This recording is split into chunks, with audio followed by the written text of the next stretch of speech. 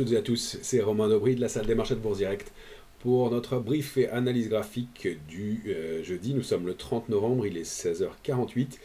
Un petit peu de retard aujourd'hui avec des marchés à suivre et à arbitrer, pas mal de choses intéressantes. Merci à toutes et à tous pour vos likes, vos partages, vos retweets. Merci comme toujours de continuer à le faire, de liker, de partager.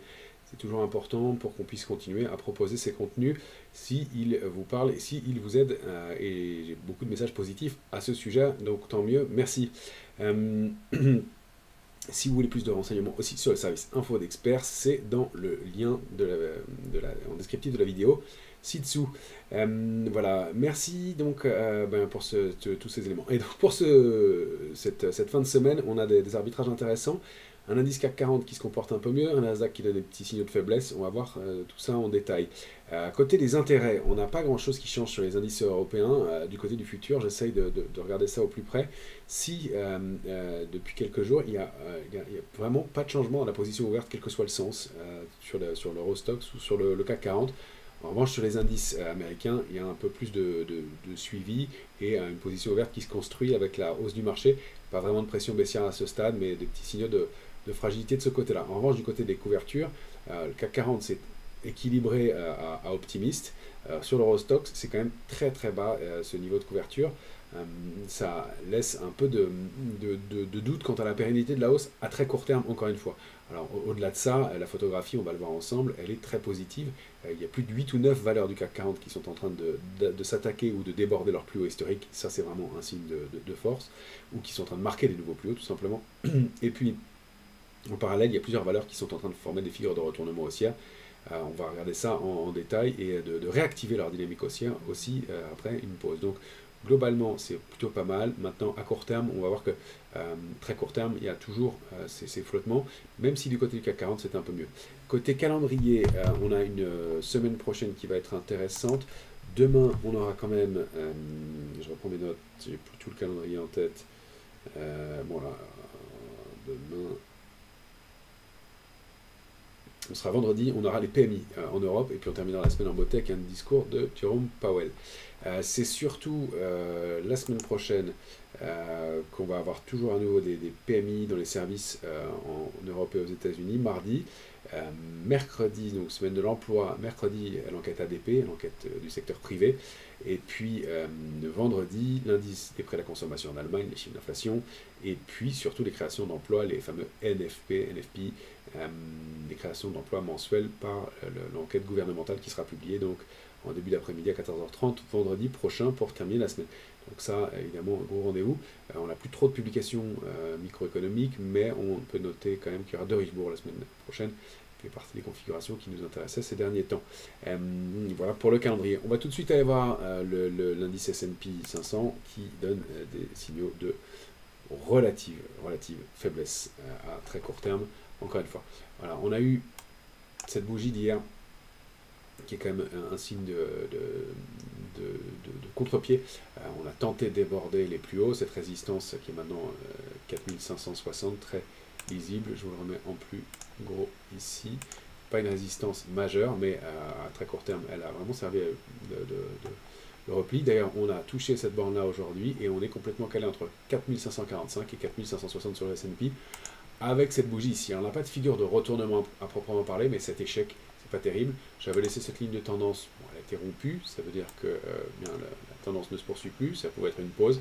Pour l'instant, pas d'invalidation, mais si on clôture sous 4545, il n'y a pas grand chose, il y a des supports intermédiaires, mais il n'y a pas grand chose de solide avant 4530, mais surtout 4510 notamment. Alors on peut chercher effectivement des niveaux intermédiaires ici, mais il n'y a vraiment pas d'éléments majeur. 4510 et puis en dessous ça donne donc 495 4510 et après 4450 et surtout le pied de ce fameux gap qu'on a laissé ouvert il y a quelques semaines maintenant.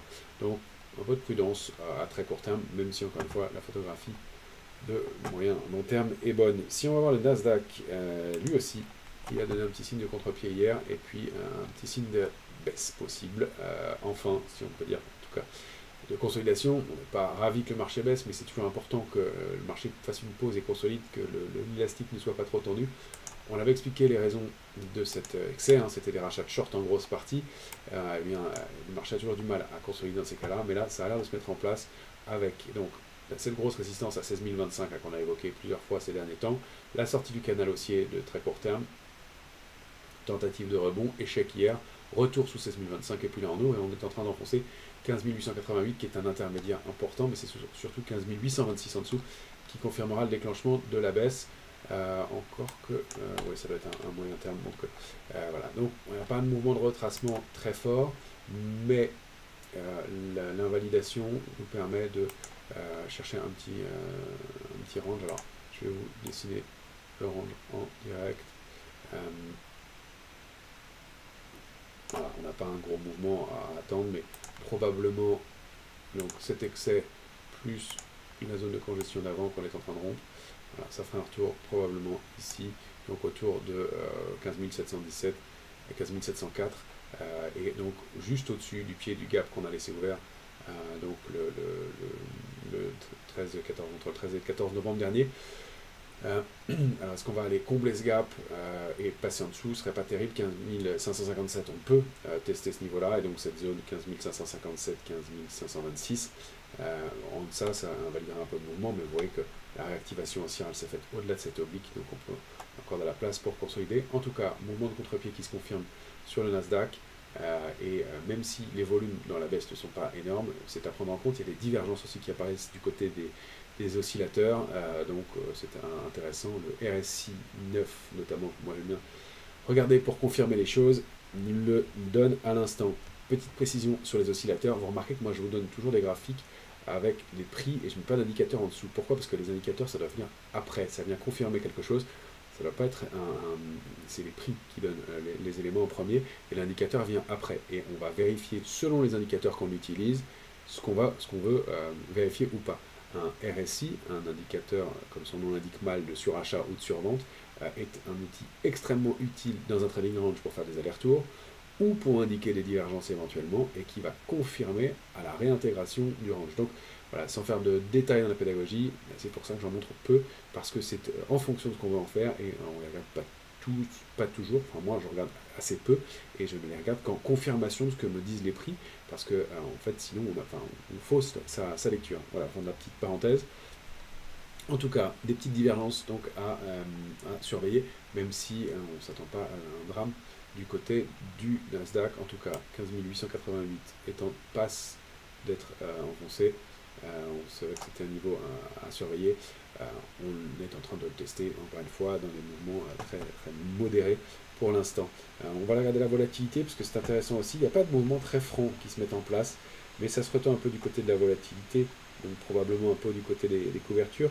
Ça s'était retendu un peu hier en amont des chiffres de l'inflation, et donc on a cette sortie de biseau avec une volatilité qui repasse les 13,22, 13,32, 13,22 et qui sort de ce biseau. Alors la cible légitime quand on sort d'un biseau, c'est le pied du biseau, c'est 16,19 environ, qui se trouve ici.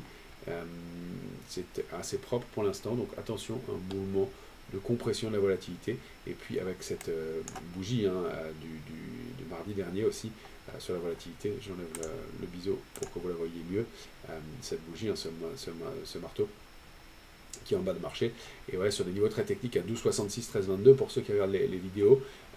Depuis plusieurs semaines, c'est des niveaux qu'on a passés il y a longtemps, je n'ai pas changé, donc vous voyez que c'est vraiment très technique et que ça se lie bien à la volatilité. Donc pour l'instant, regain de volatilité, attention à un mouvement de consolidation un peu plus appuyé, encore une fois, de très court terme, voilà, qui peut aussi bien entendu s'invalider, mais pour l'instant on a peut-être un petit regain de tension de ce côté-là, et donc de prudence à avoir. En tout cas pour l'instant on a passé ce niveau. Si on repasse sous 13,22 en clôture et surtout sous 12,66, la volatilité se détendra. Encore une fois, la baisse de la volatilité n'est pas un signe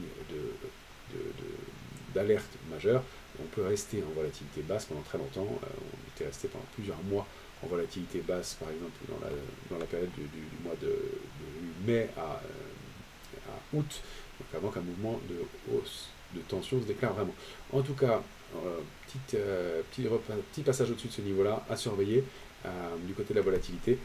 Il va falloir des moteurs pour aller déborder des niveaux. Je fais une petite marche arrière, mais il va falloir trouver des moteurs pour aller déborder ces niveaux-là sur lesquels on arrive. Je reprends le Nasdaq par exemple en hebdomadaire, sur les tops historiques du Nasdaq, hein, ce sont des zones majeures. Donc 16 025, 16 400, c'est des zones vraiment très très fortes à déborder. Et donc il faut que le marché qui a progressé très fortement récemment reprenne son élan avant de pouvoir s'y attaquer. Donc on a voilà, une pause tout à fait légitime, une consolidation qui serait normale et nécessaire avant d'aller déborder, encore une fois, ces zones majeures. Donc pour l'instant, on teste ces niveaux techniques. Je vois qu'on peut remonter un petit peu le niveau, c'est 15 844 qui a l'air de faire office de support la semaine dernière et cette semaine. On en profite pour ajuster le niveau avec vous immédiatement et pour voir le déclenchement ou non d'une impulsion baissière un peu plus marquée. Encore une fois, rien de méchant. Si on regarde nos indices européens, bien pareil, pas d'alerte. Hein, l'Eurostoxx est en train d'aller chercher sa résistance et le haut de son trading range 4198, 4411. Petit flottement au début de la semaine si on se positionne en journalier, mais encore une fois, un mouvement et un marché qui est extrêmement fort. Il y avait une accélération baissière, ce petit gap qui pouvait indiquer une rupture et il a été comblé. Et dans ce cas-là, on sait que le retour au-dessus du gap, c'est probablement l'invalidation de la consolidation et ça se confirme aujourd'hui, même si encore une fois, il y a moins de momentum pour aller chercher la borne haute à très court terme. Mais on a gommé les excès et ça a permis, ce petit trou d'air, de redonner une impulsion haussière. Alors sur le CAC 40 futur, c'est vraiment intéressant, le signe de force du marché. On va se mettre en 14 heures.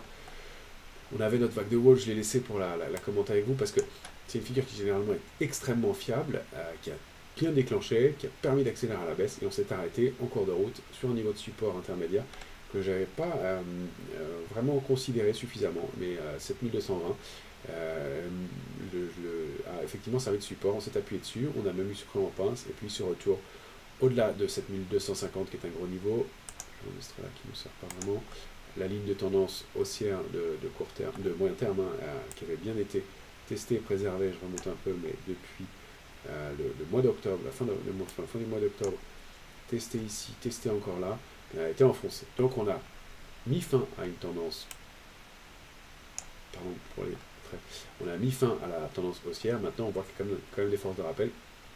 Maintenant, moi je voyais dans cette zone-là un trading range 7250, 7306, on est en train d'essayer de le déborder, mais encore une fois, la bougie du jour laisse un peu de doute, 7315 va être vraiment le niveau, est-ce qu'on va avoir un sommet en pince pour faire le pendant de celui-ci, et consolider un peu, on risque de s'orienter un peu vers un manque de momentum, et probablement, et c'est ma lecture pour les semaines ou les mois qui viennent, probablement eh bien, des valeurs qui vont être plus à l'honneur individuellement et des indices qui vont être peut-être moins intéressants. Il va falloir faire plus de stock picking. On voit qu'il y a des arbitrages qui sont très différents selon les valeurs, même selon les secteurs, mais à l'intérieur même des secteurs, des arbitrages qui sont très différents. Donc ça va être le travail qu'on va essayer de faire dans les semaines à venir parce qu'il y a des configurations qui sont intéressantes. Alors, maintenant, je voulais vous montrer quelques valeurs du CAC fortes. Je vais vous les citer puisqu'on a le temps de le faire ensemble. Dans cette vidéo, j'avais identifié notamment hier, la liste n'est peut-être pas exhaustive, mais Vinci, Thales, Safran, Air Liquide, Airbus, AXA, Bouygues et Stellantis notamment, qui sont en train de former des plus hauts ou de s'attaquer à des nouveaux plus hauts. Donc 8 ou 9 valeurs du CAC 40 qui sont en train de former ces niveaux de résistance. Et puis, je vais vous montrer celles qui se retournent aussi depuis quelques jours maintenant, sur lesquelles on est rentré et qui confirment des valeurs comme Unibail. Si on se positionne en hebdomadaire, Unibail Rodamco, sortie donc de ce grand range dans lequel elle évoluait depuis le mars dernier, la zone, je pourrais ajuster,